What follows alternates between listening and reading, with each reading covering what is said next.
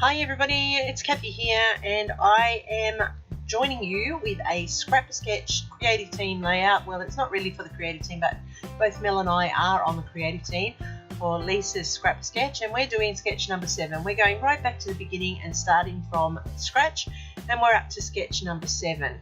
So this is my layout for today and we're working with one photo. So I have a photo here that I will put a title across there. It is a kaleidoscope of photos from my time at the zoo in January, and I have these 3 pieces of paper which are double-sided, and I'm going to be able to use from my 100 pattern paper kit. So that's great, another 3 sets of sheets gone out of that kit. So I'll be using this today to build my layout, and as I said, I'm doing with Mel Walton. Her details will be down below.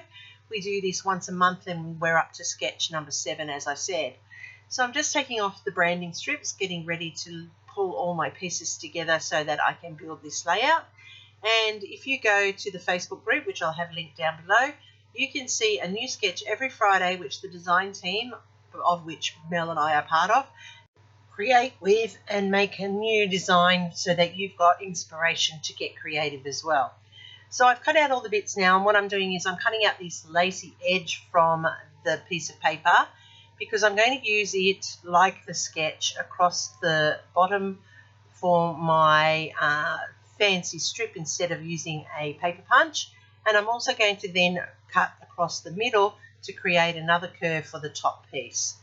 I'm going to use the flower side on this side, on the front side, sorry, so that I can mount the photo on the green and then have that piece as per the sketch behind it.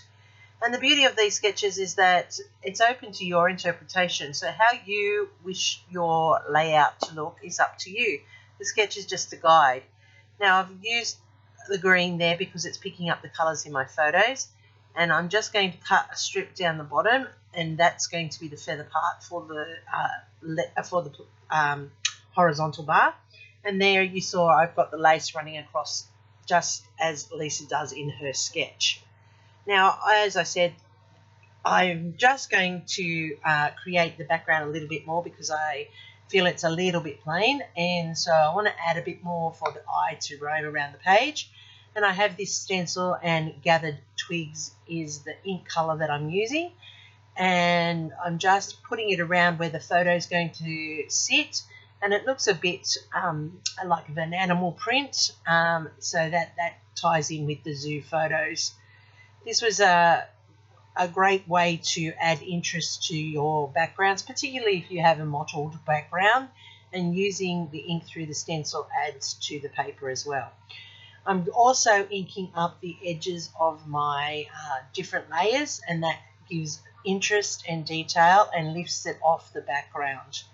I'm also doing the matting for my photo, so everything is just that little bit more distressed and a little bit more detailed, so that each part distinctly stands out against the others. Now, as I said, these photos were taken on the day that I went to the zoo. There are a kaleidoscope of photos, just a smattering of everything we saw that day and everything we did that day.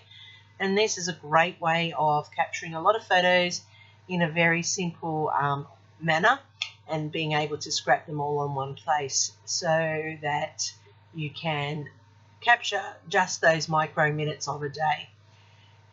I am just making a realization that I had not put my lace part underneath that rectangle there, so I'm adding that, and I'm also adding some washi tape just for something extra. Another feature on the page. I put a piece of washi tape to the top there, and that's where I'm going to anchor my strip of lace that I cut from that other strip, like I said I would. So this is how this layout's coming together, how easy these sketches can be interpreted and used on your layouts, and you can see how the colours all pop. Now, Lisa has a frame on hers, so I'm going to use a 49er market frame. Who knew I had some, but I do, which is pretty amazing. And I've gone with a grey colour It's really a grey brown, which marries with the rest of the colours on the layout. I'm just tucking it in under that lace piece as per the sketch, and I'm just lining it up, and that's how you can stretch your stash by cutting your frames. They get covered up, so you don't want that to happen. I then have this Vicky Booten title here. It says a collection of moments, and that's what these photos represent. And then I also have these vellum stickers also that are Vicky Booten, which I'm going to use as my anchor point for my clusters.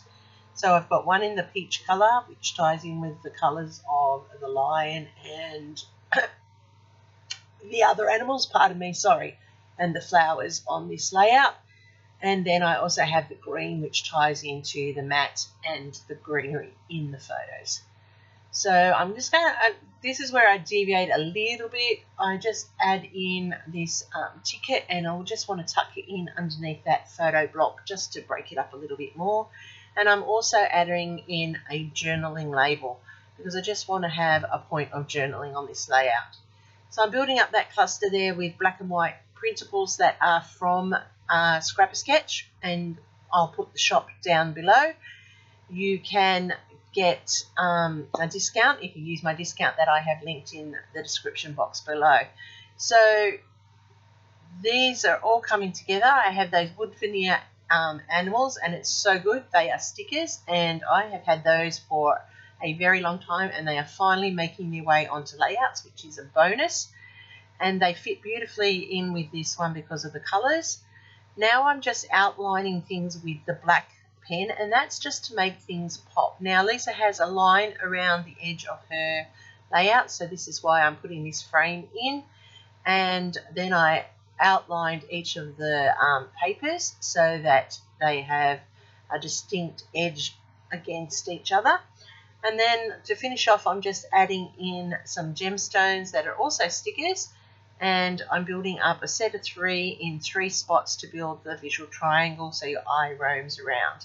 And that is basically how this layout has come together.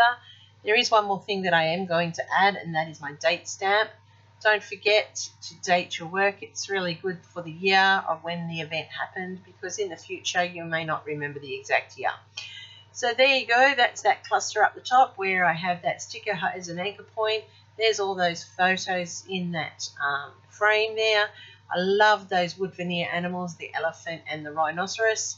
And then you can see that even though they are wood veneers, they're not that deep and it's not that lumpy bumpy. So thank you once again for watching. Don't forget to check out Mel, who's also creating. I'll have her details down below again.